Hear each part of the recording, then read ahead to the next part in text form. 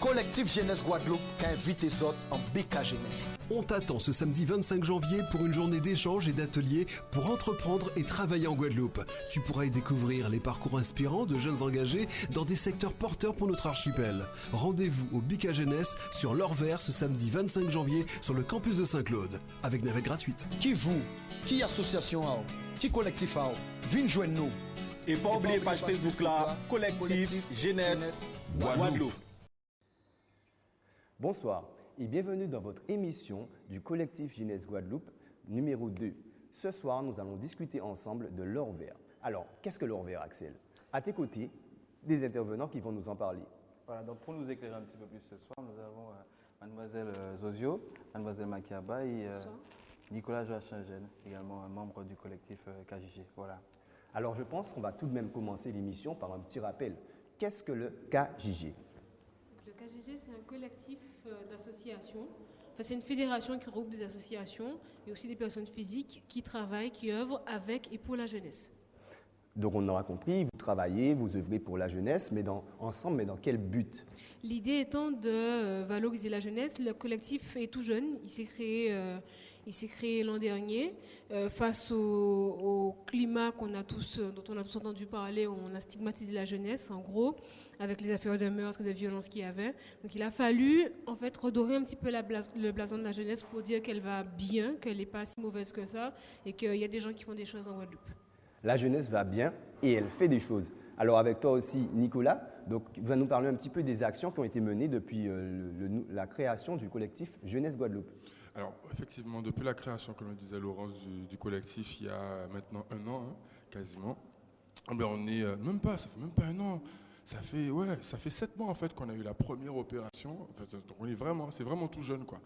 Effectivement, les actions qu'il y a eu, c'est le premier BIC en fait en juillet dernier, où un ensemble d'associations et de jeunes se sont mis ensemble pour libérer la parole de la jeunesse. Et en passant, on fait un grand salut à tous ceux qui y ont participé. D'ailleurs, une grande partie est actuellement hors du département. Et depuis, il y a eu la remise d'un rapport, une remise officielle qui a été faite aux autorités et qui d'ailleurs a été intégrée au projet Guadeloupéen de société et techniquement... Oui, et aussi abordé lors de la conférence permanente de la jeunesse. Et ça fait quand même beaucoup pour quasiment juste 7 mois d'existence. Mais je pense que c'est dû au fait qu'à l'intérieur du collectif, il y a tout un réseau d'associations qui sont déjà des acteurs du terrain et qu'effectivement, à l'image du prochain BK Jeunesse, l'objectif, c'est juste montrer ce qui existe déjà, puisqu'en réalité, la jeunesse n'a rien à prouver. Tout à fait, on a pu constater donc que vous êtes présent. Et puis à vos côtés et à mes côtés aussi, il y a mademoiselle Zozio, c'est ça? Quand je parle le nom, Suzy. Voilà, donc Suzy qui est, je crois, un exemple même de ce que le KJG souhaite mettre en avant. Alors Suzy, quelle est la raison de ton apparition dans cette émission? Eh bien, vu que l'intitulé de votre émission, c'est l'Or Vert, alors moi j'ai un petit trésor à présenter, qui est la pomme surette. Ah, moi je connais la surette, si c'est pour me la présenter, je crois que il y a les pommes surettes bien mûres qui sont, on connaît bien, moi il y en a qui sont sûrs, Voilà, mais que peut-on faire avec la pomme surette? Et qu'y a-t-il dans la pomme surette? Voilà, telle est la question, telles sont les questions que je me propose de répondre ce soir. D'accord, donc on a compris, Axel, que ça va être très intéressant. Donc on va avoir, cette émission sera découpée en plusieurs parties et nous aurons donc une première partie qui va consister bien évidemment à présenter et à rappeler l'intérêt de cette manifestation, le collectif Jeunesse Guadeloupe, mais aussi nous verrons dans un second temps l'intérêt, quelles sont les activités industrielles que nous pourrons développer autour de ce fameux Or Vert et de manière endémique, c'est-à-dire sur le territoire de la Guadeloupe. Et nous verrons également aussi avec des partenaires qui sont déjà présents, d'ores et déjà présents, les différentes vocations. On connaît déjà le tourisme vert, les gîtes, les activités de loisirs en milieu naturel, mais aussi, dans une 4e partie, nous finirons par les métiers qui peuvent découler tout naturellement de ces activités, que ce soit des activités de consultants ou alors des activités économiques en lien direct avec ces activités. Pour revenir sur le collectif Jeunesse Guadeloupe, je sais que vous avez eu une manifestation qui a regroupé plusieurs centaines de jeunes qui s'est déroulée au Gosier. Alors, l'objectif premier de cette manifestation, c'est vrai que c'était de recouper un peu la parole des jeunes. J'aurais aimé que vous me disiez un peu plus sur la manière dont cette manifestation a été reçue par les jeunes d'une manière générale.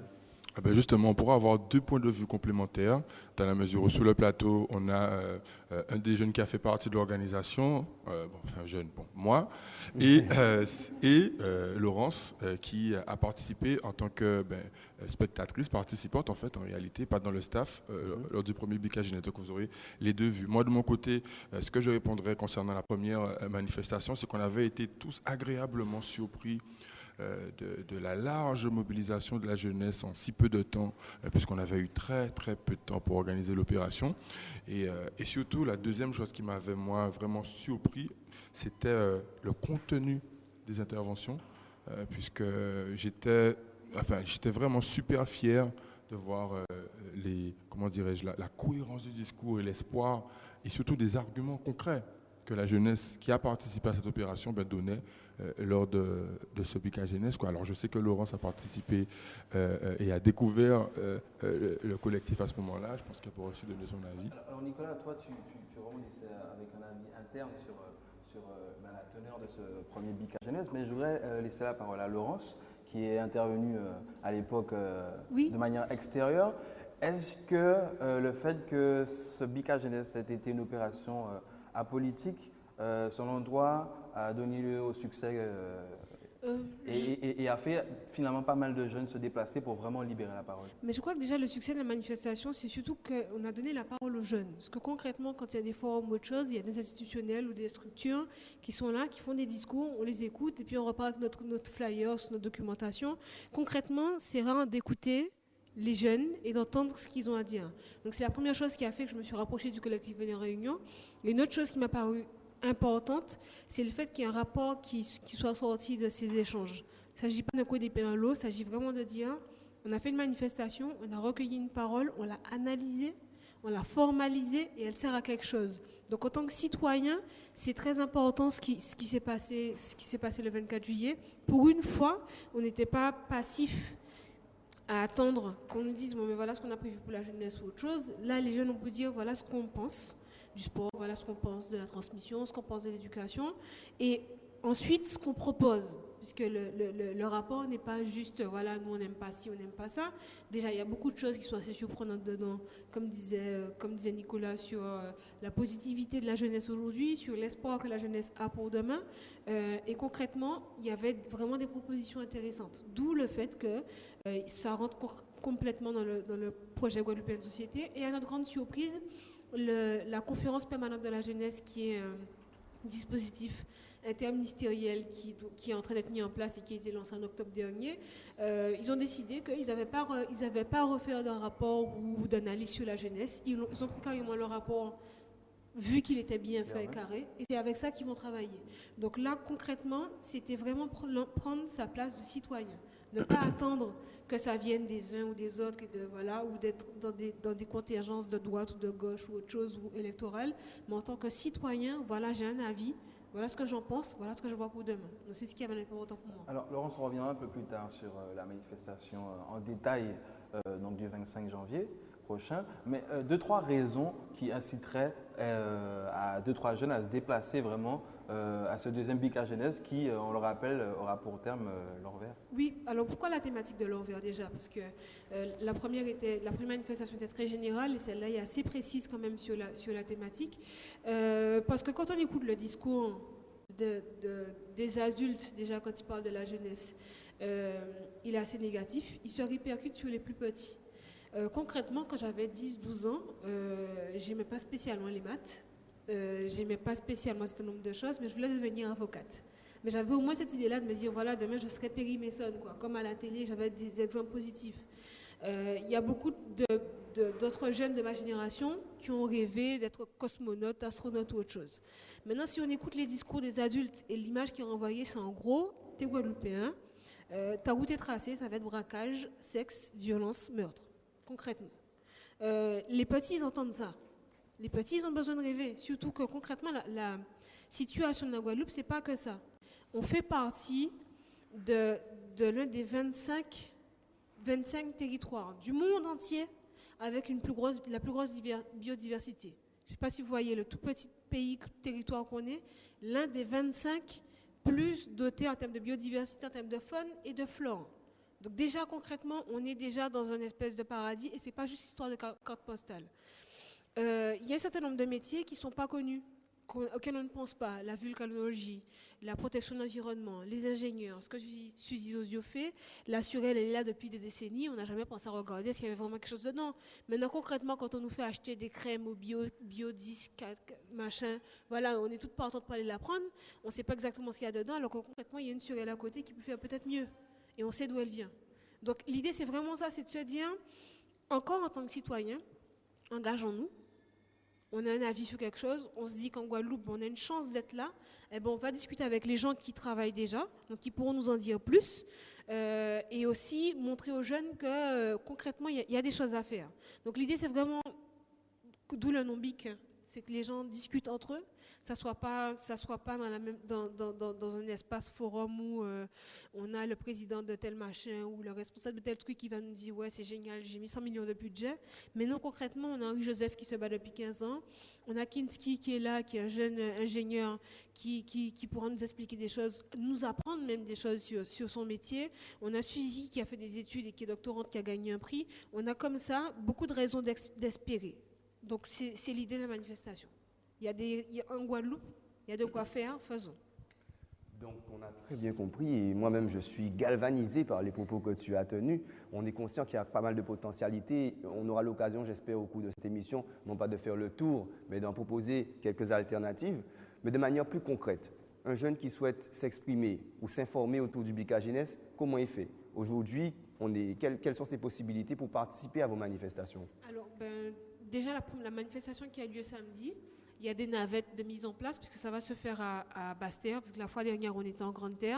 Il y a des navettes de mise en place dans une commune qui aussi est assez emblématique, puisque Saint-Claude regroupe beaucoup d'acteurs du tourisme vert et qu'il y a beaucoup d'activités qui se font là-bas. Donc c'est pour ça qu'on est parti à Saint-Claude et ils peuvent venir et poser des questions et aussi rencontrer. Donc par exemple un jeune porteur de projet qui ne sait pas comment le faire financer ou comment l'exporter dans la Caraïbe ou autre chose pourra discuter avec des gens pour ça.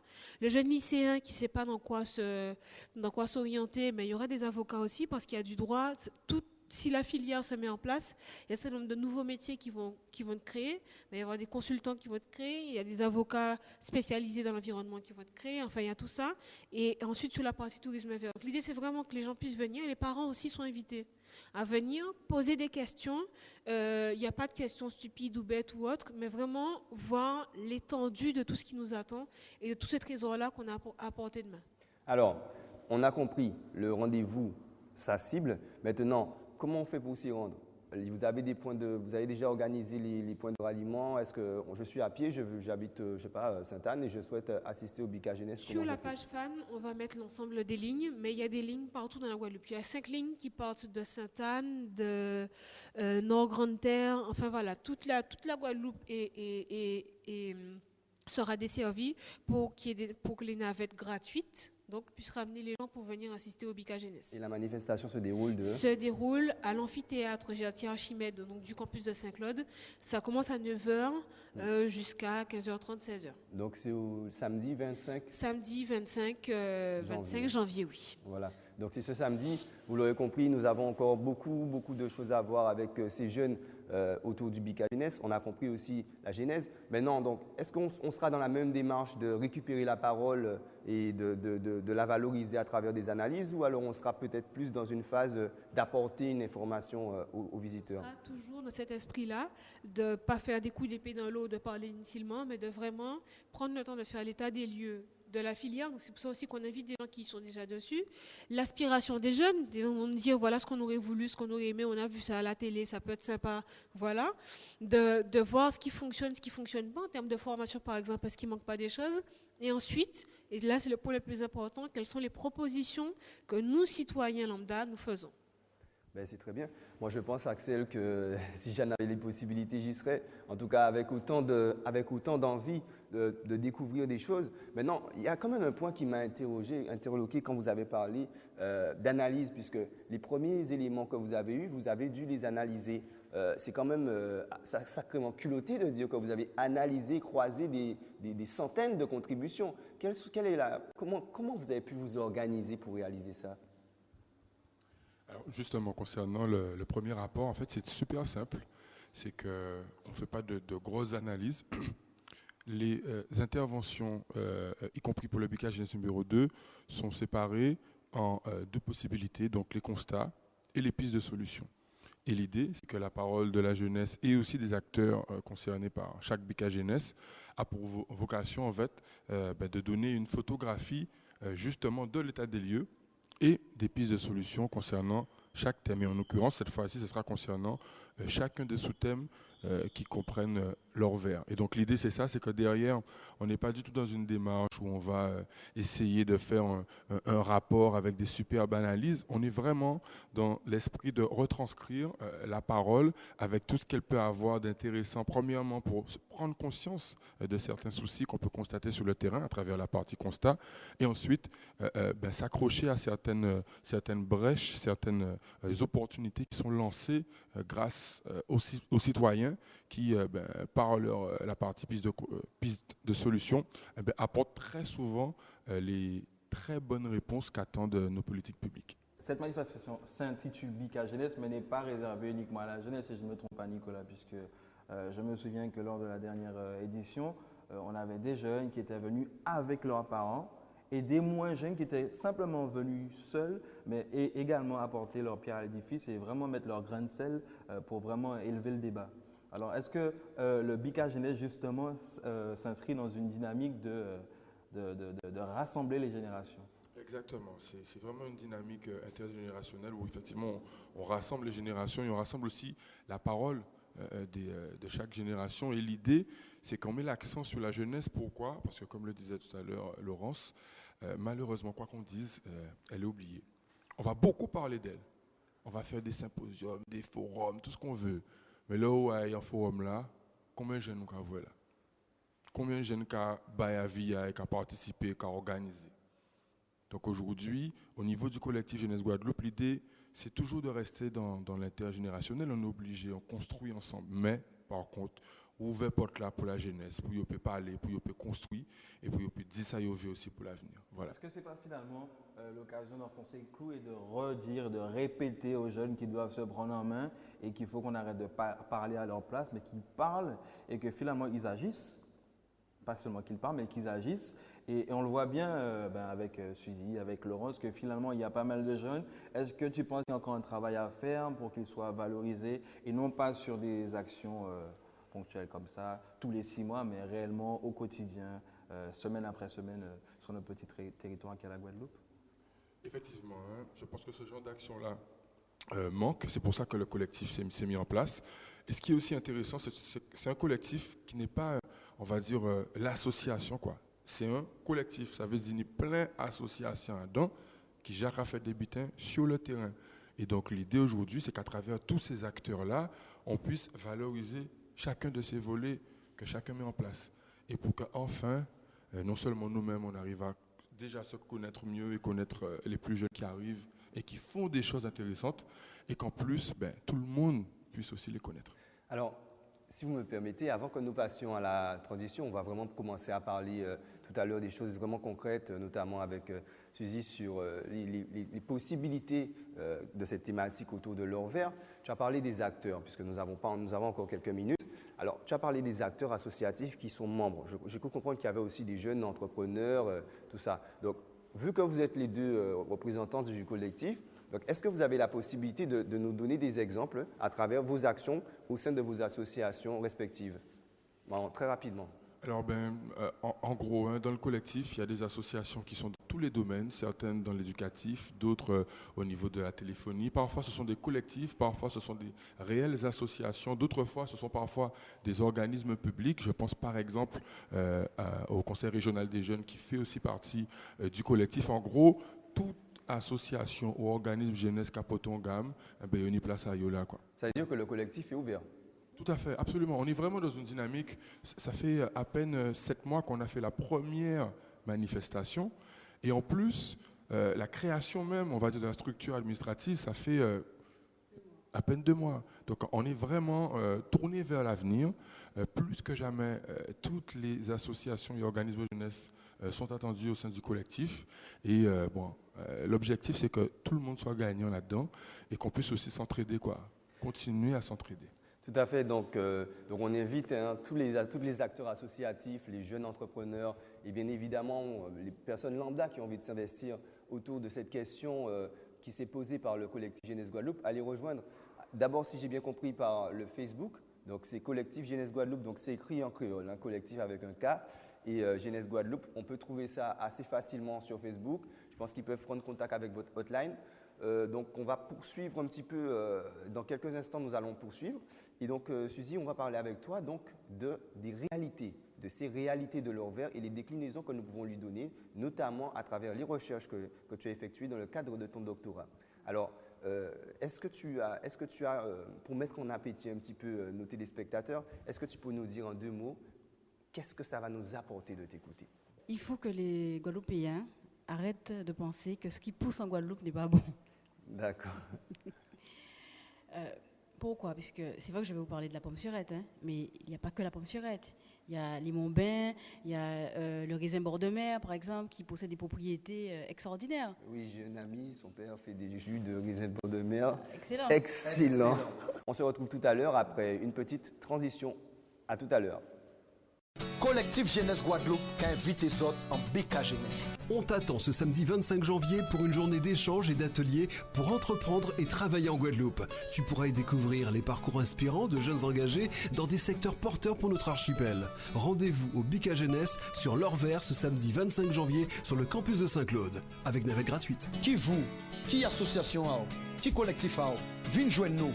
Et pas oublier page Facebook là, collectif Jeunesse Guadeloupe. Voilà dans cette deuxième partie de l'émission Collectif Jeunesse Guadeloupe, l'Or-Vert. Alors, cette fois-ci, Axel, nous sommes avec les exemples vivants de cette démonstration que le Collectif Jeunesse Guadeloupe s'est décidé de nous présenter. Tout à fait, nous avons des profils super intéressants qui nous ont rejoints. Donc, on était déjà tout à l'heure en compagnie de Suzy Zodio. Et nous avons rejoint sur ce plateau donc Kimsi, qui, accrochez-vous bien, est ingénieur bioclimaticien. D'accord. Et à ses côtés, donc, nous avons Daïl, qui lui est un nouveau membre du staff du KJG, donc le collectif Jeunesse Guadeloupe. Voilà, donc ils nous ont rejoints sur ce plateau pour maintenant parler un petit peu plus, entrer dans le vif du sujet, des industries qui sont autour justement de l'Or-Vert. Tout à fait. Donc le collectif Jeunesse Guadeloupe s'est donné comme objectif de démontrer à ces jeunes et à toutes ces personnes qu'il y avait une possibilité d'exploiter le potentiel guadeloupéen, que ce soit en matière de biodiversité ou de nouvelles technologies, mais cette fois-ci plus particulièrement sur l'Or-Vert. Et nous avons avec nous des exemples vivants. Ces personnes se sont chargées et ont essayé d'une manière plus ou moins approfondie de travailler sur les techniques qui peuvent exister pour pouvoir développer ce que nous possédons, c'est-à-dire tout ce qui est endémique sur notre territoire. Alors, vous connaissez déjà mademoiselle Zozio Suzy, mais moi je vais t'appeler Suzy, puisque maintenant on a eu le temps de faire connaissance. Alors Suzy qui, elle, a commencé un travail autour de la pomme sirette. Alors Suzy, honneur aux dames, donc on va te laisser nous expliquer un petit peu, quelle a été la portée de ton travail et aussi son intérêt pour l'industrie guadeloupéenne. Alors, comme je te le disais il y a un instant, on peut tout manger de la pomme surette. Donc, ça passe des feuilles, le fruit et également la graine. Donc, je pense qu'il est temps de valoriser notre biodiversité. Puisque, comme je le disais, on peut consommer les feuilles comme les épinards, on peut se soigner également. Mes recherches ont démontré que le fruit possédait une certaine valeur nutritive et également très riche en vitamine C, et je dirais même plus qu'une orange, puisqu'il faut savoir que, admettons, lorsqu'on presse une orange, on obtient environ peut-être 100 ml de jus. Dans ces 100 ml de jus, on va avoir environ 60 mg de vitamine C. Si on fait la comparaison avec la pomme surette, pour 100 grammes, donc une bonne poignée de pommes surettes, on aura environ 95 à 100 mg de vitamine C. Donc c'est un exemple que je te donne concernant la pomme surette, mais il faut savoir aussi que mes recherches aussi se sont axé sur le potentiel antioxydant. Donc, tu sais, tout ce qui est antioxydant, enfin bon, c'est dans les fruits, dans les légumes, enfin bon, dans les végétaux en général, tout est antioxydant. Mais il faut savoir que la pomme surette est 2 fois plus antioxydante qu'une pomme France, par exemple. Alors, ça veut dire quoi antioxydant? Ça veut juste dire que il y a des molécules qui nous permettent de lutter contre les radicaux libres qui seront à l'origine des mutations qui vont engendrer des cancers, etc. Donc, c'est pour ça qu'on nous dit manger 5 fruits et légumes par jour, mais moi, je vous dis manger des pommes surettes. Donc, voilà. Et je disais aussi qu'il est important de retourner aux observations de nos ancêtres. Et comme disait mon ami Monsieur Glandor, il m'expliquait qu'il est important de voir les observations de nos prédécesseurs. C'est-à-dire qu'ils ont domestiqué la pomme surette en Guadeloupe. Pourquoi? C'est qu'il y a bien une raison. Et les observations sont que on peut utiliser la pomme surette pour nourrir le bétail, puisque moi je l'ai vu, hein, les agriculteurs eux-mêmes le disent, hein, les cochons qui sont nourris avec les feuilles, les branches, les fruits de pomme surette sont en pleine forme. Et même en période de carême, ils ne sont pas chétifs, ils sont en pleine forme. T'entendant parler, tu sais qu'il y a beaucoup d'études qui sont formulées et puis on entend les résultats qui sont produits, on se dit mais tout ça c'est bien beau, mais est-ce réellement réalisable? Absolument, absolument. Puisque tu sais, au bout de 3-4 ans, on a déjà un arbre. Hein. Une fois planté, la graine plantée, on a déjà un arbre hein, au bout de 4 ans. C'est extraordinaire. Et bon, on n'est pas sans savoir tous les problèmes liés, je ne suis pas contre la banane, hein, mais tous les problèmes liés aux risques sanitaires liés aux produits phytochimiques utilisés contre les maladies de la banane. Mais on a aussi le problème du greening des agrumes. Donc, ce qui veut dire qu'on a de l'espace. Il y aura un vide sanitaire qu'il va falloir combler. Donc, et pourquoi pas en le comblant, en plantant des pommes surettes et en donnant, et en vraiment encadrant une culture qui permettrait non seulement de redonner espoir aux agriculteurs qui ont perdu, il faut le dire, hein, les agriculteurs qui ont perdu leur dignité, puisqu'ils peuvent plus utiliser leurs terres pour planter les ignames, les madères. Pourquoi? Parce que leur sol est chlordéconé. Alors que si on plante la pomme surette, la chlordécone ne va pas remonter aussi haut, quoi, je veux dire. Donc c'est une solution que moi je donne aux agriculteurs qui ne peuvent plus planter parce que leurs sols sont malades, on va dire. Donc pourquoi pas planter les pommes surettes et encadrer une culture convenablement. Et ça permettrait également aussi de ne pas laisser s'enfuir nos cerveaux, puisque nos jeunes partent. Hein. C'est également un problème. Hein. On fait face actuellement à des exodes. Donc il faut pouvoir leur montrer qu'il y a des choses qu'on peut faire en Guadeloupe et qu'il faut rester, puisque c'est que comme ça qu'on va avancer. Et c'est pour ça que je dis qu'il faut utiliser notre biodiversité. C'est important, parce que c'est vrai que mes recherches sont basées sur la pomme surette, mais il y a l'abricot-pays. Il y a dernièrement une étudiante qui a soutenu sa thèse sur l'abricot-pays et qui a montré des choses extraordinaires. Il y a le Montbain, il y a le raisin bord de mer. Enfin, il faut les utiliser. Et puis, bon, c'est vrai que là, c'est vrai qu'en Inde et en Afrique, ils font la farine pour se nourrir aussi. D'accord? C'est-à-dire que cette farine-là, ils vont l'intégrer dans la fabrication de pain, de gâteaux, et ça va donner, ça va augmenter la valeur nutritionnelle du pain, parce que bon, le pain, c'est la farine de blé, bon, il n'y a pas grand-chose. Hein.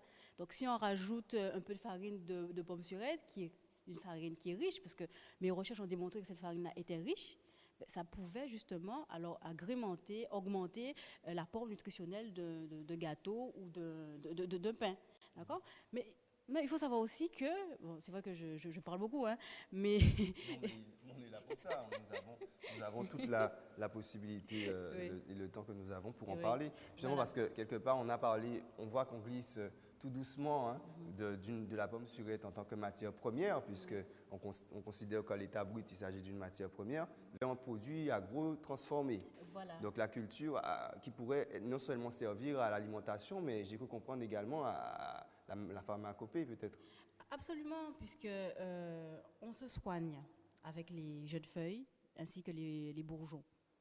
On se soigne contre la grippe, contre le diabète. Mais encore aujourd'hui, il y a des gens qui le savent et qui l'utilisent. Et je vous disais également, je vous parlais de la graine, et je disais que on peut casser la graine et manger la graine, puisqu'on le fait déjà en africain, puisqu'on peut de disette. Voilà, donc là, sans souci, je prends ma graine de quinette sous oui. votre contrôle. Je mange l'amande, de surette, pardon, et après je vais la consommer sans risquer de mourir. Attention, je vais le faire demain. En plus, c'est la période. Ben voilà, tout à fait. Oui, et puis ce qui est intéressant de voir aussi qu'on peut faire avec la pomme surette, c'est que l'huile contenue dans la graine est une huile extraordinaire, puisque c'est une huile qui est insaturée. Donc en fait, ça veut juste dire que c'est une excellente huile qu'on peut utiliser en cosmétique, par exemple. On peut également utiliser en cosmétique. Et bon, pour rebondir sur la cosmétique, il y a d'autres fruits qu'on peut utiliser en cosmétique. Et puis, ça aurait été vraiment un atout, on va dire, une touche exotique de proposer au monde. Tout à fait. On voit déjà le produit marketing, Axel, la grosse pomme surette, tu vois, sur la boîte. Et puis, on peut faire, par exemple, j'imagine, du baume à lèvres à base de pommes surettes. Oui, comme on fait. Est-ce que ça veut dire, sans vouloir vous couper, puisque depuis tout à l'heure on parle de la pomme surette, de l'abricot pays, du Mont-Bain, est-ce que ça veut dire qu'en termes d'industrie en Guadeloupe, pour pallier à un avenir qui semble un petit peu morose pour la culture de la canne et la culture de la banane qui sont subventionnées et qui font face à la concurrence d'autres bananes et cannes du monde extérieur, est-ce que ça veut dire qu'il faudrait que la Guadeloupe se penche plus sur la pomme surette, l'abricot pays et le Mont-Bain, pour développer une industrie au niveau de la pharmacopée, etc. Absolument, absolument. Et on peut le faire, puisque nous sommes calés. Il y a des étudiants comme moi-même qui travaillent sur d'autres fruits et légumes.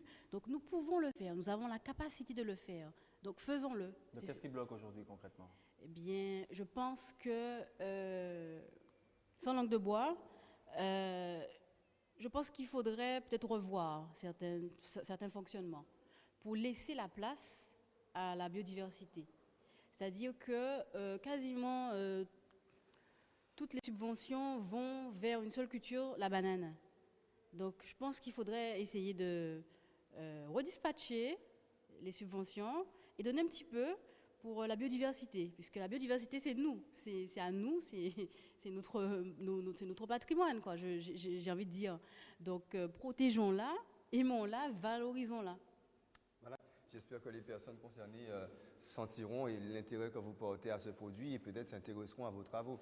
Alors, nous avons d'autres invités également qui ont dans ce sens aussi fait des études poussées pour pouvoir valoriser les productions locales et peut-être harmoniser le développement, travailler dans un développement durable, c'est quelque part, je ne me souviens pas bien de la définition, mais c'est peut-être résoudre les problèmes d'aujourd'hui, tout ne gâchons pas les chances des générations futures de résoudre les leurs.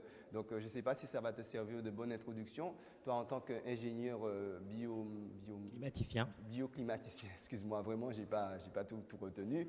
Donc je sais que tu as travaillé sur l'idée d'intégrer de nouveaux matériaux écologiques pour des nouvelles constructions. Alors concrètement, ton métier, qu'est-ce que c'est ?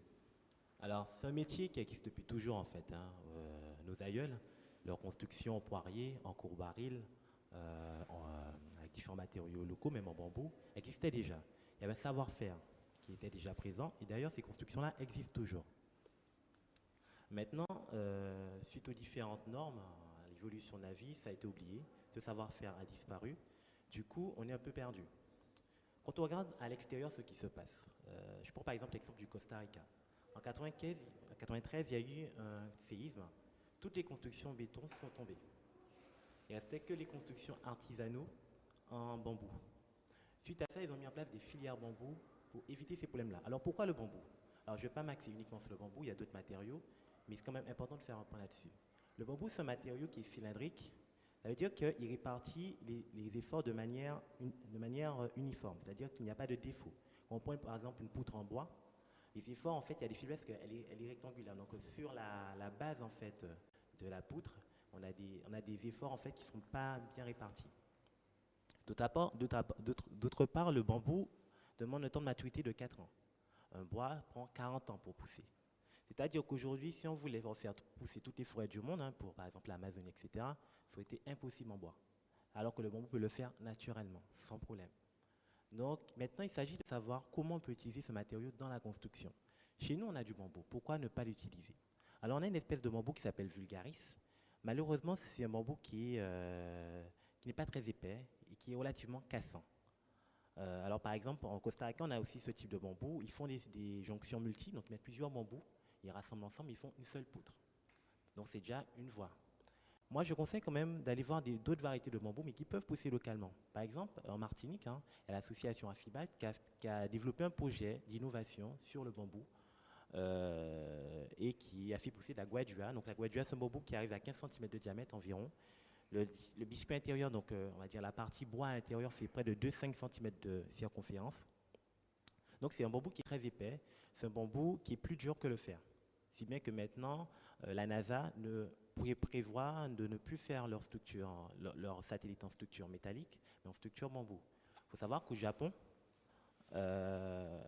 excuse-moi, je rigole un peu parce que des satellites en bambou. Ah oui.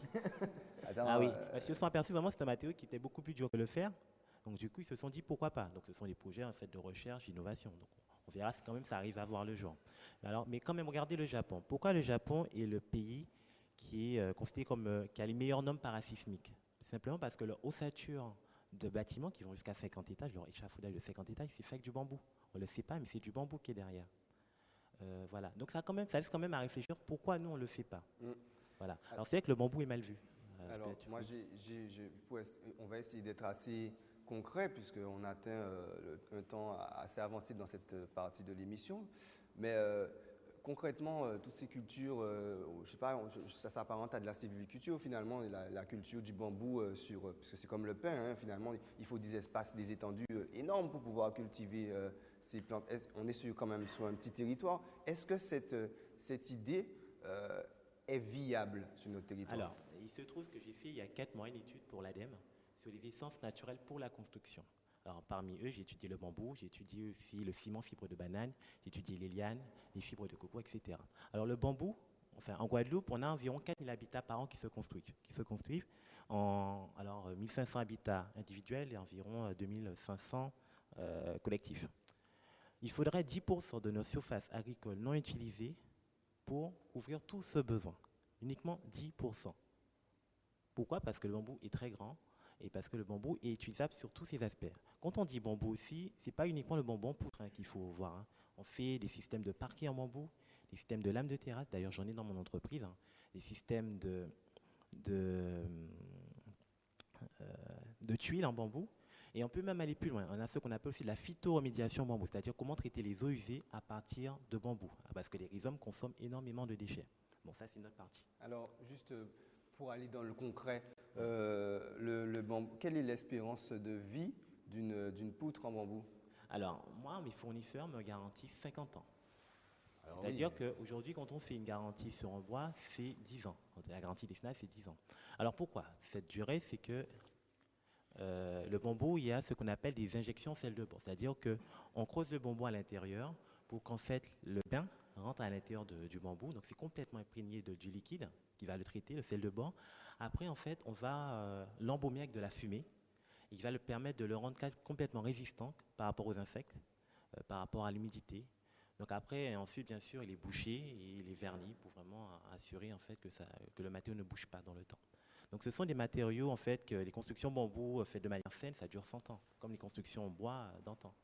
Donc finalement, on a bien compris, Axel, qu'il y a une multitude de possibilités sur notre territoire. Et c'est bien ce que le KGJ a voulu mettre en évidence aujourd'hui à travers notamment ces 2 exemples industriels, concrètement. Tout à l'heure, nous verrons des déclinaisons un peu plus visuelles, parce que quelque part, le tourisme vert, c'est quelque chose de plus visible que l'industrie concrètement, quand on parle de l'or vert, mais c'était quand même très important de le savoir. Alors, de ton point de vue, j'aurais aimé que tu me parles un petit peu de ton engagement autour du KGJ.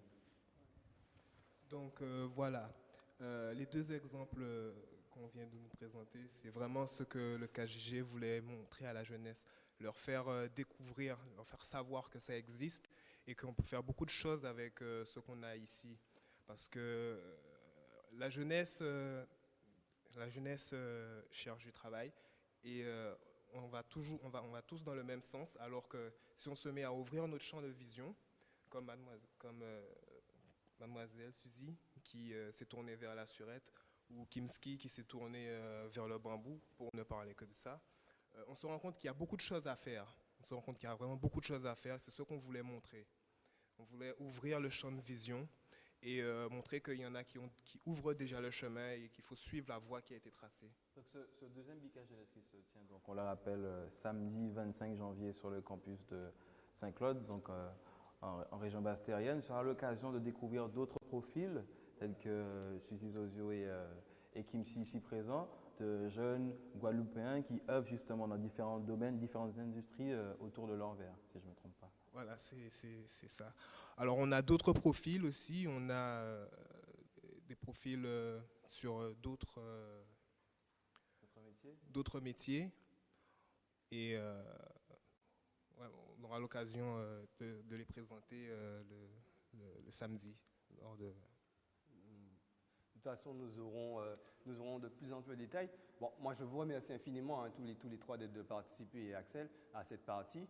Moi, je suis curieux. En fait, tout à l'heure, on va parler peut-être avec d'autres intervenants et peut-être si vous avez l'occasion de revenir en fin d'émission pour que nous parlions un peu du business model de ces types d'idées, puisque quelque part, on imagine que c'est des choses qui peuvent coûter excessivement cher et que si on produit local, on aurait bien aimé pouvoir consommer ce qu'on produit. Donc, ça veut dire qu'il faut donner les moyens aussi aux Guadeloupéens de consommer les productions des Guadeloupéens. Donc, nous aurons l'occasion d'en parler encore. Donc, je vous rappelle le rendez-vous de samedi donc 25 janvier à Saint-Claude, c'est bien ça, sur le campus à partir de 9h. Donc, la manifestation se durera toute la journée. Les informations complémentaires sont disponibles sur le Facebook collectif Jeunesse Guadeloupe. Tous les acteurs qui souhaitent s'investir, soit dans l'organisation du collectif Jeunesse Guadeloupe ou alors avoir plus ample d'informations, peuvent se rendre sur la page fan Facebook. Et puis nous verrons ensemble tout à l'heure, nous allons passer, je crois, au tourisme vert, Axel. C'est exact, c'est le prochain volet dans lequel nous allons traiter dans cette émission qui, vous l'avez compris, traite du sujet de l'or vert. Voilà, donc restez avec nous et on revient tout à l'heure pour continuer à parler de nos richesses locales. Collectif Jeunesse Guadeloupe qui invite les autres en Bika Jeunesse. On t'attend ce samedi 25 janvier pour une journée d'échange et d'ateliers pour entreprendre et travailler en Guadeloupe. Tu pourras y découvrir les parcours inspirants de jeunes engagés dans des secteurs porteurs pour notre archipel. Rendez-vous au Bika Jeunesse sur l'Or Vert ce samedi 25 janvier sur le campus de Saint-Claude, avec navette gratuite. Qui vous, qui association, qui collectif, venez joindre nous. Et pas oublier page Facebook là, Collectif Jeunesse Guadeloupe. Nous voilà de retour sur ce plateau, toujours autour de la thématique de l'or vert. L'or vert, voilà, une notion qui vous paraît un petit peu inconnue, mais qui nous permet aujourd'hui d'apprendre beaucoup de choses avec nos invités. Donc un plateau super riche. Avec nous sur ce plateau, Fred Bedoué, qui représente une association sport et loisirs, avec qui nous allons parler de quelque chose de tout à fait intéressant. À l'instar de pays comme la Nouvelle-Zélande ou la Réunion, la Dominique, ici, on peut développer une activité autour du tourisme vert. Je te laisse la parole, Fred. Oui, effectivement, on a un potentiel, ce qu'on appellerait nature, sur les sports de pleine nature. Donc, on retrouve du canyoning, la randonnée pédestre, la randonnée équestre, le quad, le canoë-kayak en rivière avec notre mangrove. Ensuite, se développer les fameux trails. Au jour d'aujourd'hui, en Guadeloupe, on a 3 événements majeurs qui sont la Guadarun, le Volcano Trail et la Transcarouquera, qui génèrent une participation d'environ 500 personnes, 500 marcheurs ou 500 coureurs qui viennent découvrir la nature et puis pratiquer une activité très sportive. Voilà ce qu'on peut dire sur les activités sportives sur la Guadeloupe. Alors, le tourisme vert qui permet donc d'englober les activités sportives, mais avec nous, Tommy Nova, qui lui permet aux Guadeloupéens de redécouvrir la culture, notamment à l'aide d'un outil qui fait partie du patrimoine guadeloupéen, qui est la charrette. Oui, effectivement, bon, pas seulement les Guadeloupéens, parce que si on s'arrêtait aux Guadeloupéens, ce serait vraiment dommage. On s'arrête aux acteurs du monde. C'est-à-dire que tous ceux qui veulent découvrir la richesse de notre environnement, on leur permet en fait d'accéder à cette richesse à travers plusieurs outils. Certes, la charrette, c'est un des principaux qu'on utilise tous les jours parce qu'en fait, il faut bien qu'on ait un cheval de bataille. Mais on fait aussi de la marche découverte, on fait aussi donc, des films et on fait de l'artisanat. Donc c'est en gros toutes les activités que nous développons autour de notre patrimoine et on le met à la disposition de tout un chacun. Donc ça peut être des écoliers, donc depuis la maternelle jusqu'au lycée et plus. Ça peut être aussi des personnes âgées, parce que des fois, à travers les fêtes de quartier, on leur fait découvrir ou redécouvrir, remémorer certains moments forts de leur histoire. Ça peut être aussi des touristes de passage qui peuvent être guadeloupéens ou autres. Donc c'est vraiment, pas seulement la charrette, mais vraiment tout notre patrimoine qu'on met en valeur à travers plusieurs outils. Si j'ai bien compris, Fred, ces pratiques en tant que telles, si elles sont encadrées aussi par la formation. Donc, la pratique du trail en montagne, on entend souvent, et notamment en Martinique, l'île Sœur, où il y a 2 personnes qui se sont récemment perdues dans le bois parce qu'ils étaient partis s'éloigner un petit peu des chantiers, des sentiers battus, comme on dirait. Donc, alors, vis-à-vis de ça, quelles sont les opportunités qui existent au niveau de la formation? Alors, tu as raison de le signaler. En fait, on est sur un environnement dit spécifique par rapport au sport, donc où il y a des risques. Donc, on a besoin de professionnels. Donc, dans ce cadre, quelqu'un qui veut exercer le métier, par exemple, de guide de moyenne montagne, doit absolument passer une formation et un diplôme professionnel. Donc, c'est actuellement, par exemple, le CREPS Antilles-Guyane organise la dernière session du brevet d'État accompagnateur de moyenne montagne pour justement avoir la garantie que quand il y a un touriste qui veut faire la Soufrière ou qui veut découvrir les 400 km de sentiers qui existent sur la Guadeloupe, il y ait un professionnel qui puisse l'encadrer en toute sécurité. Donc ça représente une multitude de métiers. Il y a le sauvetage aussi en montagne, il y a l'organisation d'événements sportifs autour de la nature, tels que les fameux trails, qui a pris une ampleur considérable, que ce soit en métropole ou en Guadeloupe. Un exemple très précis, tous les mois il existe un trail. Ça représente entre 150 et 250 coureurs de tous niveaux confondus, à la fois des sportifs de bon niveau et puis la personne qui a envie de se faire plaisir, perdre du poids et donc venir découvrir la nature tout en faisant un exercice physique. D'accord. Donc on avait compris quand même que c'était une pratique assez encadrée. Mais Tommy, est-ce que toi qui œuvres dans le domaine, est-ce que tu penses que ça peut être vecteur d'emploi? Puisque aujourd'hui, on sait la problématique de nombreux jeunes, et c'est bien là pour la raison où le collectif Jeunesse Guadeloupe a initié cette démarche autour de l'Orvers, c'est pour essayer de voir s'il y avait des perspectives d'emploi et de création d'activités dans ce secteur. Alors selon toi, est-ce qu'il y a moyen de créer son activité dans ce domaine? Je pense, pour être l'exemple, justement, que c'est tout à fait possible. Parce que, comme je dis bien souvent, les études, c'est un outil qui est mis à notre disposition et après, c'est à nous de l'utiliser à bon escient, en fonction de nos objectifs. Et c'est clair qu'il ne faut pas s'enfermer dans une filière parce qu'il faut justement utiliser tout ce qu'on a appris pendant justement ces années de formation pour après l'adapter à ses propres besoins. Donc, à partir du moment qu'on est conscient de ça, quel que soit ça qu'on va toucher, donc tout à l'heure j'ai entendu parler de surette, on peut créer une activité à partir de surette. Nous, on est parti d'une charrette qui pourrissait sous un arbre, on disait bon, pourquoi nous pas faire un bitin veille?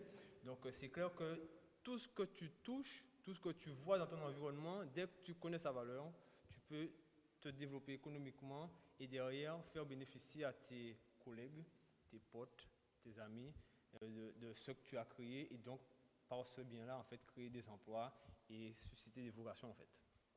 Tout à fait. Mais Fred, on a constaté aussi que les politiques un peu gouvernementales, hein, ces 10 dernières années, c'était vraiment encouragé à la pratique du sport. Et on se dit aussi que cette pratique est émergente, comme tu l'as si bien cité tout à l'heure. Alors, selon toi, quelles sont les formations vers quelle formation un jeune peut se tourner aujourd'hui pour pouvoir trouver un emploi dans le domaine dans lequel tu représentes aujourd'hui? On est sur un champ très réglementé, donc pour devenir un professionnel, on a obligation d'avoir une formation diplômante.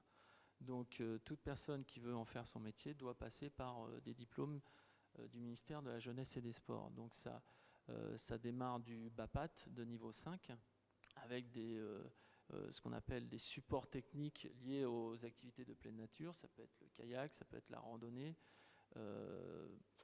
Ensuite, on a le niveau supérieur qui est maintenant on appelle ça le BPGEPS, qui remplace le brevet d'État. Donc on a des BPGEPS qui sont spécifiques au sport de pleine nature.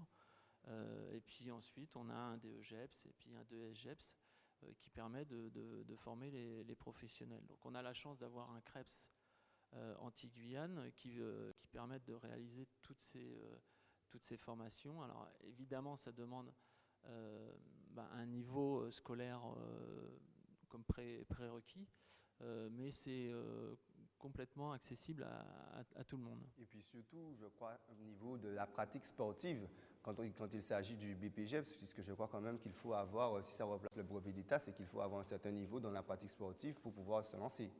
Oui, effectivement, faut faire du sport, faut aimer le sport, mais c'est pas que ça. Hein. Les métiers du sport, ça regroupe aussi l'événementiel, ça regroupe aussi la communication, ça regroupe aussi la santé. Au jour d'aujourd'hui, on a l'agence régionale de santé qui est en train de faire la promotion des activités physiques, notamment pour les personnes en obésité, les maladies chroniques. Donc autant se faire plaisir, aller marcher dans la nature, quoi, comme on dit. Donc ça va. Il y a des niches d'emploi à creuser, quoi, sur la Guadeloupe. Les activités physiques et sportives, on va dire de pleine nature, c'est un champ, on va dire, de sport mineur, mais qui tend à se développer. Donc c'est vrai que la visibilité de ce secteur est pas terrible du tout. Effectivement, on a le Volcano-Trail qui existe en Guadeloupe depuis pas mal d'années, qui génère 500 coureurs, toutes courses confondues, donc qui fait la promotion de notre île, aussi bien sur le territoire de la Basse-Terre que de la Grande-Terre, parce qu'on a quand même un atout majeur sur la Guadeloupe, c'est le contraste entre la Basse-Terre et la Grande-Terre. Si on le compare à la Diagonale des Fous qui existe à La Réunion, qui pour moi génère une activité touristique énorme, puisque un mois avant la compétition, par exemple, tous les gîtes touristiques sont pleins à craquer des sportifs qui viennent. Donc là, il y a encore quelque chose à creuser dans le tourisme, ce que j'appelle le tourisme sportif, quoi. Tout à fait, on a compris. Hein. On y reviendra de toute façon tout à l'heure dans la troisième partie, où nous parlerons des métiers connexes et à l'envers et tous les développements économiques que nous pensons que ça peut conduire. En tout cas, nos intervenants et nous discuterons ensemble de tout ça. Mais Ludmile, qui est avec nous, qui représente le KGJ, je sais que tu étais aussi à la commission sport pour le premier BICA Jeunesse. Donc, de ton point de vue, quel est Voilà, donc en fait, en étant référent au niveau de la communication pour le KGG, le thème de l'envers n'était pas vraiment connu au départ. Et au fur et à mesure qu'on a pu travailler ensemble et avec tous les intervenants que vous avez pu voir ce soir, que vous avez pu rencontrer ce soir, je me suis rendu compte en fait de toutes les possibilités que je pouvais mettre en avant par rapport en fait à mon activité qui est sportive en fait. Donc une fois qu'on a compris qu'au-delà des sports qu'on pratique en général ici, donc basket, football, etc., qu'on a d'autres sports qu'on ne connaît pas forcément et qu'on peut découvrir comme ça, moi, ça me paraît intéressant. Et c'est pour ça, en fait, que j'invite tous les jeunes qui ne se sentent pas forcément attirés par l'Orvers à venir le 25 au campus à Saint-Claude pour découvrir un peu avec les intervenants comment ils peuvent faire le lien entre ce qu'ils font et l'Orvers. Parce qu'en fait, il y a toujours un lien au final. C'est ce que moi j'ai pu retenir depuis que le projet a commencé. C'est très bien. En tout cas, on a bien compris, puisqu'on parle souvent et on entend très souvent comme le sport, comme vecteur d'insertion. Et là, on l'intègre un petit peu dans cette dynamique globale autour de l'Orvers. On a compris donc qu'il y avait cette possibilité à la fois culturelle, la découverte du patrimoine. D'ailleurs, Tommy, je sais que tu as une actualité pour ces jours-ci. Quelle est l'actualité de ton mouvement associatif? C'est vrai que justement tous les mois, toutes les semaines, on a des activités. La prochaine, ce sera la découverte de l'histoire de l'eau en Grande Terre, donc de la mare jusqu'au barrage, en passant par tout ce qui est citerne, château d'eau et puits. Donc on va faire découvrir ça au public pendant toute la journée de samedi. Et ça nous permettra de participer au développement culturel de notre pays. On l'a compris. Voilà. Et c'est très intéressant puisque vous qui regardez cette émission, je crois qu'aujourd'hui, vous ne pourrez pas rester sans argument face à vos amis qui vous disent « il n'y a rien en Guadeloupe ». Là, la preuve est faite. La preuve est faite qu'il y a beaucoup de choses qui existent sur notre territoire. Nous allons poursuivre tout à l'heure avec les métiers connexes, Axel. Et je crois que nous aurons des intervenants pour justement voir de quelle manière, parce qu'autour d'une activité, il y a des activités périphériques, que ce soit dans le milieu de la communication, du développement économique, de la comptabilité, des activités administratives, bref, tout un vivier potentiel d'activités qui peuvent se développer autour de ces supports que nous avons développés jusqu'ici. Et je crois que ce sera intéressant qu'on en parle dans la 4e partie. Voilà, donc l'occasion de vous rappeler que le samedi 25 janvier, le KJG vous convie donc au campus de Saint-Claude pour participer à la 2e édition du BIC à Jeunesse, avec pour terme, comme l'a rappelé notre cher ami Laurent, l'Orvers. Voilà. À tout à l'heure pour la 4e partie de cette émission. Collectif Jeunesse Guadeloupe qui invite les autres en BIC à Jeunesse. On t'attend ce samedi 25 janvier pour une journée d'échange et d'ateliers pour entreprendre et travailler en Guadeloupe. Tu pourras y découvrir les parcours inspirants de jeunes engagés dans des secteurs porteurs pour notre archipel. Rendez-vous au BIC à Jeunesse sur l'Orvers ce samedi 25 janvier sur le campus de Saint-Claude, avec navette gratuite. Qui vous, qui association, qui collectif, venez joindre nous. Et pas oublier page Facebook là, Collectif Jeunesse Guadeloupe. Le chemin parcouru est assez positif. Il y a 2-3 ans, on avait récolté le prix numéro 1 du concours du CNUS, qu'on avait été récupéré à Paris avec une délégation anti-Guyane, en compagnie de Mayotte également. Depuis, le projet a mûri et il y a de nouvelles opérations qui vont se mettre en place. Et donc aujourd'hui, c'est l'occasion de faire le point pour pouvoir apporter des idées et pour permettre à toutes les antennes et à toutes les associations qui rejoignent à nouveau le réseau du FFE Outre-mer d'être à jour et de savoir sur quelle base on va et comment continuer à consolider ce projet. Voilà. Mais c'est comme ça. Comme ça. Tout bite n'a qu'à commencer. Comme ça. Allez.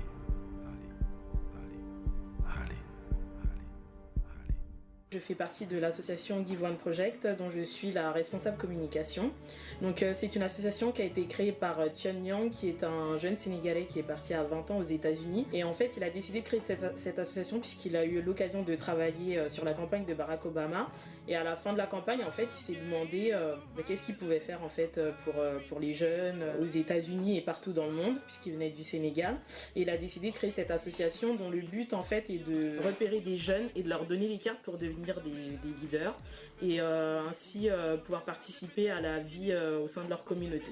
Donc grâce à cette association, j'ai pu partir pendant 10 jours suivre un programme de leadership à Washington. Et en fait, ce que j'ai retenu de là-bas, c'est que en fait, ils laissent leur chance aux jeunes. Ils considèrent que même si un jeune n'a pas d'expérience, ils vont toujours leur laisser la possibilité. Ils ont compris que la jeunesse, c'était les futurs décideurs de demain. C'est aussi pour cette raison que j'ai décidé de m'engager au sein d'FFE Outre-mer, puisque en fait, c'est des jeunes qui ont décidé de changer la donne au sein des départements d'Outre-mer. Et je pense qu'il est plus que temps que l'on fasse entendre nos voix. Donc voilà, donc j'incite tous les ultramarins, les jeunes, les moins jeunes, à nous rejoindre et à essayer de changer les choses dans nos départements respectifs.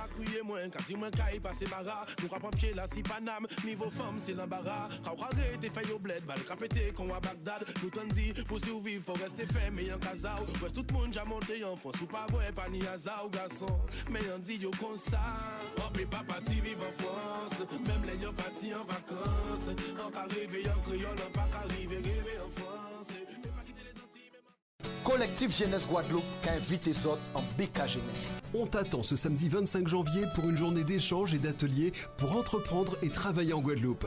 Tu pourras y découvrir les parcours inspirants de jeunes engagés dans des secteurs porteurs pour notre archipel. Rendez-vous au BK Jeunesse sur l'Or Vert ce samedi 25 janvier sur le campus de Saint-Claude, avec navette gratuite. Qui vous, qui association, qui collectif, venez joindre nous. Et pas oublier page Facebook là, Collectif Jeunesse Guadeloupe. Donc voilà pour cette dernière partie de l'émission du collectif Jeunesse Guadeloupe, édition hors vert, avec nos intervenants. Axel, ce soir nous allons parler pour cette dernière partie des métiers connexes, puisque nous avons parlé en préambule, c'est vrai, de l'action du KJG pour démocratiser un petit peu la parole publique pour les jeunes, pour qu'ils s'investissent un petit peu dans les débats et voir quelle Guadeloupe pour demain. Et nous avons aussi un peu parlé de ce qui pouvait exister sur notre territoire. Qu'est-ce qui pouvait faire la richesse de notre pays à travers sa biodiversité, à travers les différences culturelles, à travers les différentes pratiques sportives qui pouvaient exister. Aujourd'hui, à cet instant précis, nous parlerons des métiers qui gravitent autour de ces pratiques. Alors, c'est vrai, nous avons des possibilités sur le territoire, nous avons des jeunes qui peuvent initier une démarche, comme nous le verrons tout à l'heure avec nos invités, initier une démarche professionnelle dans un champ d'activité autour de ce fameux hors vert. Et cette démarche sera tellement pratique, il aura tellement le nez dans le guidon, qu'il aura peut-être besoin de soutien. Et ce soutien est donc créateur de richesse. Alors Axel, avec nous pour parler de cette partie, tes invités. Voilà, donc nous a rejoint, comme tout à l'heure, Kimsi, donc on le rappelle, qui est ingénieur bioclimaticien. Laurence, donc, qui fait partie du collectif KJG, donc, qui organise le deuxième BK Jeunesse samedi 25 janvier sur le territoire de Saint-Claude, le campus plus exactement. Et notre dernier invité, pour conclure ce plateau en beauté, c'est Fabrice. Alors Fabrice, toi, tu es agriculteur biologique. Donc on peut le dire sans jeu de mots que tu cultives au quotidien l'or vert. Exactement. Bonsoir tout le monde. Donc l'or vert, c'est effectivement la nature. Donc aujourd'hui, je viens effectivement, je suis invité par le KJG pour effectivement parler de cette activité que depuis 2010, donc que je suis déclaré agriculteur. Donc agriculteur biologique, donc sans pesticides, sans produits chimiques, donc naturel, je dirais comme à l'ancienne, comme nos grands-parents quelque part, comme la nature et tout simplement. Donc l'or vert avec tous ses dérivés, donc ce qu'on peut planter, ce qui est tout simplement qui pousse sans qu'on le plante, parce que c'est ça l'or vert. Et après, ça entraîne la transformation aussi, beaucoup de choses. Alors, Fabrice, concrètement, on a compris, ton quotidien, c'est l'agriculture biologique. En 2 mots, c'est quoi le quotidien d'un agriculteur biologique? L'observation tout d'abord, donc se réveiller très tôt, donc pour observer comment fonctionne donc l'environnement, puisque biologique, c'est vivant. Donc, il y a les éléments climatiques, il y a tout ce qui est autour de juste le fait de mettre une semence ou une graine dans la terre. Donc, ça, c'est l'action de l'homme. Donc, j'achète des plants, j'achète des semences, je vais mettre des semences biologiques, donc qui sont non traitées depuis la base. Le sol n'est pas non plus engrais en amont ou encore avec non plus contaminé, puisque je fais des analyses, j'ai fait des analyses de sol, donc entre autres des éléments organochlorés, donc la chlordécone, qui effectivement qui ne permet pas de faire de l'agriculture biologique. Donc entre autres, après il y a la partie donc plantation directement, l'entretien donc du jardin, de tout ce qu'on va planter comme culture. Entre autres, moi, je fais surtout les cultures vivrières, donc les racines, igname, madère, etc. Je fais aussi du maraîchage. Donc le maraîchage, c'est tout ce qui va un peu plus vite. Donc c'est les salades, c'est les choux, les carottes, les tomates. Ça fait partie aussi, toujours en culture légumière, mais des cultures maraîchères. Il y a ce qu'on appelle aussi donc les cultures à parfum et aromatiques. Donc le gingembre, le curcuma et tout simplement les plantes médicinales. Et avec tout ça, tu as le temps de t'occuper pleinement de ton activité commerciale, puisque quand même tu vas produire une valeur ajoutée pour notre territoire, tu vas devoir t'occuper de tes plantes. Donc si tu n'utilises pas de produits phytosanitaires, ça veut dire que tu vas devoir cercler tes plants, excuse-moi si j'écorche le mot. Donc à mon avis, ça prend quand même beaucoup de temps. Tu as le temps de faire la partie comptable de ton activité? Alors effectivement, c'est là où justement beaucoup d'agriculteurs, je ne dirais pas comme moi, mais beaucoup d'agriculteurs pêchent, parce qu'on a tellement de boulot dans le jardin à entretenir justement ces cultures qui n'ont pas de pesticides, puisque la comptabilité, le secrétariat et comme tu dis, la partie commercialisation, moi j'ai fait un choix. Donc je fais que de la vente en particulier. Donc je n'ai pas forcément à aller faire beaucoup de distance pour aller vendre. Mais il est vrai que je peine un peu à faire la partie comptable ou encore même tout simplement les démarches administratives qui demandent beaucoup de temps. On est en Guadeloupe, on sait déjà comment ça se passe. Donc c'est vrai qu'on pêche un peu à ce niveau-là. C'est vrai, donc on a compris concrètement que Fabrice a créé son activité, donc il crée des richesses pour notre pays, et ça c'est vraiment quelque chose de très encourageant. On se dit donc que on imagine que la tâche n'est pas aisée et que c'est un travail de longue haleine si tu n'as pas le temps. Et c'est vrai qu'on vient même à se poser la question, donc comment faire? Et c'est là que la notion de connexe arrive, Laurence. C'est là où on peut dire effectivement, là il y a peut-être quelque chose. Oui, c'est effectivement pour ça qu'on a voulu en parler, parce que concrètement, s'il y a une richesse qui sort de la terre et qu'on arrive à l'exploiter, il faut à côté, il y a tout un ensemble de métiers qui se créent de fait. Par exemple, Suzy nous parlait de la surelle, et donc si elle arrive à développer un produit, à se dire qu'aujourd'hui, elle va faire une crème cosmétique contre les rides, il va falloir qu'elle puisse faire une étude de marché. Voir est-ce que vraiment il y a un marché, est-ce qu'il y a des femmes qui vont acheter sa crème. Donc ça fait déjà un premier cabinet marketing qui va fonctionner. Il va falloir faire un packaging, il faut mettre le produit dans un pot. Une fois que c'est fait, il faut le vendre, il faut créer un circuit de distribution. Il faut qu'elle sache est-ce qu'elle a le droit de le faire. Donc il y a des avocats qui vont entrer en ligne de compte. Donc en fait, il y a toute une série de métiers qui naissent avec un seul produit. Donc l'idée, c'était de montrer aussi que oui, il y a la terre, il y a les richesses qu'on tire de la terre, mais il y a toutes sortes de métiers qui découlent autour, que ce soit avant la création, dans le besoin, dans le marketing, dans le droit, dans la commercialisation aussi, parce que souvent ce sont des métiers innovants, ce sont des métiers qui n'existent pas. Quand ça existe déjà, on applique une méthode qui est déjà, à la limite, il y a combien d'universités qui vont vous apprendre à gérer une entreprise.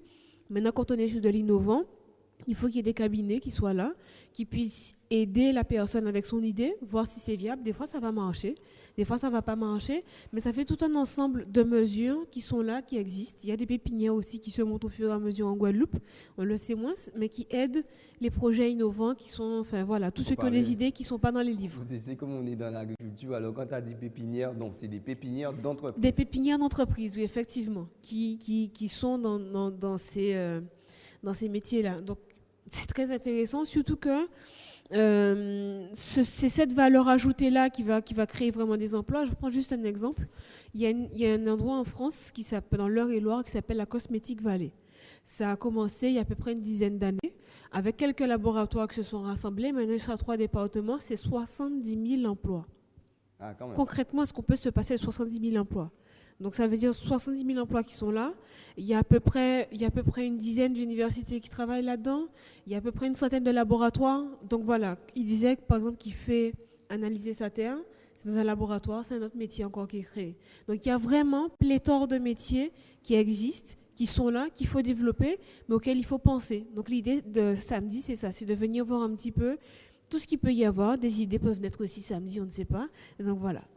Donc justement, on parle de tout un tas de corps de métier, on parle de chiffres astronomique en termes de manne d'emploi. En quoi justement ton activité toi d'ingénieur bioclimaticien, excusez-moi, est un maillon important de la chaîne justement? Alors tout d'abord, il y a plusieurs matériaux. Donc il y a le bambou, il y a le bois de mahogany, il y a des plaquages en tronc bananier, il y a de l'isolation fibre de coco. Alors la première étape, c'est l'agriculteur. On a vraiment besoin de lui pour produire les matériaux. Donc l'agriculture biologique, c'est d'autant mieux. La deuxième étape, c'est le transporteur. C'est lui qui va transporter en fait le matériau jusqu'à l'usine pour arriver à la finition. Ensuite, il y a le traitement. Le traitement pour que ça puisse durer dans le temps, où ça soit commercialement viable. À travers en fait chaque matériau, tu as en effet un espace marketing.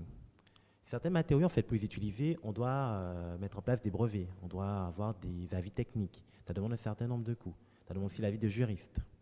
Donc, ce sont à peu près une dizaine de corps de métier qui viennent directement se créer. Par exemple, pour le bambou représente environ 20 000 emplois en Guadeloupe, si on le mettait en place. Donc, en fait, il y a aussi les urbanistes, les architectes. Très important aussi, les architectes qui, eux, en fait, conseillent quel matériau, en fonction de la colorie, en fonction des propriétés thermiques, des propriétés de résistance mécanique, où on doit le placer. Donc, en fait, on a vraiment un grand panel de gisements d'emploi. Non, c'est vrai qu'on a compris que c'est une économie en fait que nous bâtissons avec ces possibilités de l'or vert. Quelque part, on n'en a pas forcément parlé ce soir, mais c'est vrai qu'il existe aussi des notions parce que l'agriculture bio m'y a fait penser un peu, le commerce équitable, qui sont aussi des notions, en fait, c'est des notions plus simples parce que quelque part, ce que tu fais aussi, c'est du commerce équitable, puisqu'en réalité, Fabrice, il vend directement ses produits à un prix relatif par rapport à ce qui lui a vraiment coûté, et directement au consommateur final. Donc, quelque part, on est dans une dynamique de commerce équitable. Effectivement, puisque je crois que Max Havelaar, quand il a créé, c'était déjà pour aider les paysans, pour aider tous ceux qui subissent les coûts je dirais des multinationales ou peu importe des grands groupes, bien de ceux qui sont la logique économique. Voilà, logique économique. Et aujourd'hui, l'agriculture biologique répond à un cahier des charges aussi qui est directement lié à la vente directe, c'est-à-dire à limiter tous les intermédiaires. Donc, le moins de transport possible.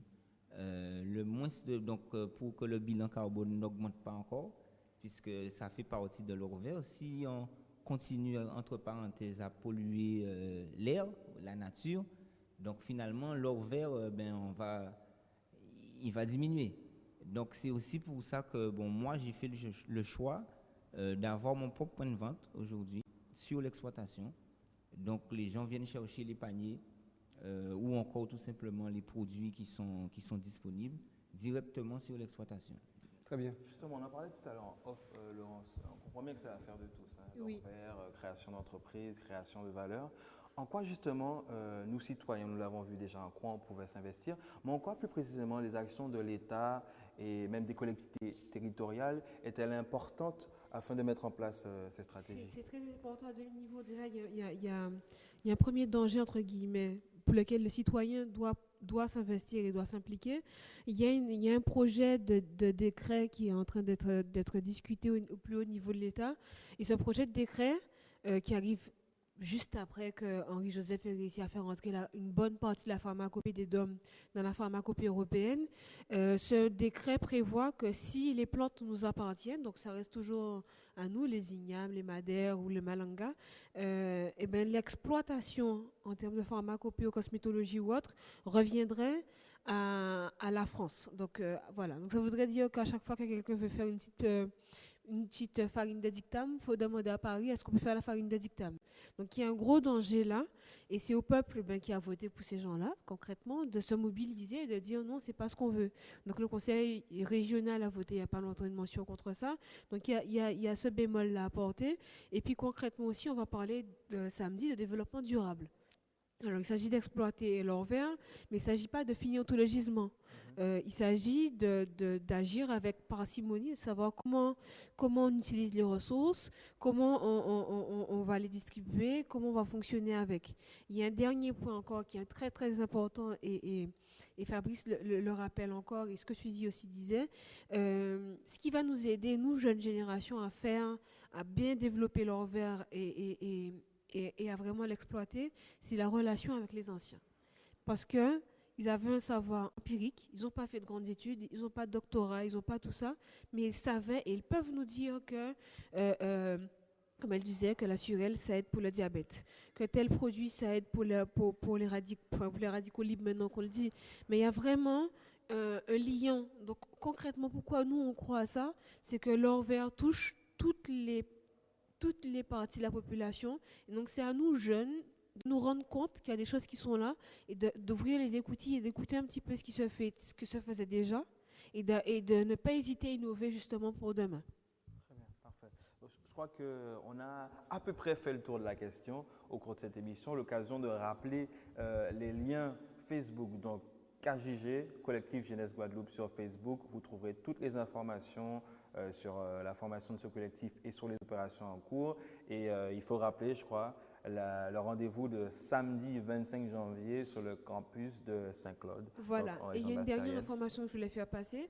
Alors, depuis le 26 décembre jusqu'au 31 janvier, il y a un projet de stratégie pour la Guadeloupe qui est mis en consultation.